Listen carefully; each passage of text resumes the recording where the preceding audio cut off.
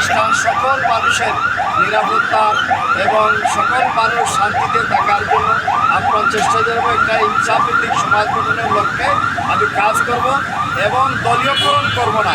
এখানে সকল মানুষের অধিকারের জন্য এই রাজনগর মৌলভীবাজার সকল নাগরিকদেরকে নিয়ে একটি সুন্দর আসন আমি তৈরি করার জন্য চেষ্টা চালিয়ে যাবো ইনশাআল্লাহ।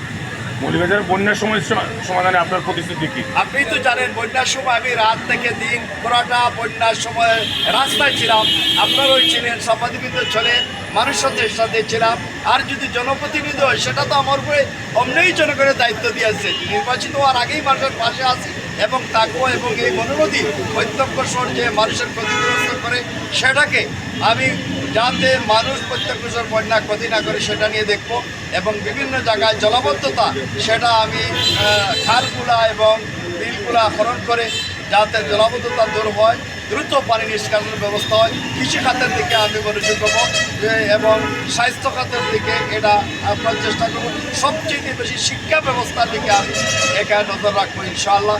এবং আমাদের শমশেরনগর এয়ারপোর্ট নিয়ে আমি কথা বলেছি এবং বলবো, এবং আমাদের সদর হাসপাতাল নিয়ে কথা বলবো, এবং মেডিকেল বিশ্ববিদ্যালয়ের জন্য আমরা রাজনগর মৌলভীবাজার তথা প্রবাসী সকলের দাবি, সেই সকলের দাবিটা নিয়ে সংসদ উত্থাপন করে সেটাকে বাস্তবায়নের জন্য আপনার চেষ্টা চালিয়ে যাবো ইনশাআল্লাহ।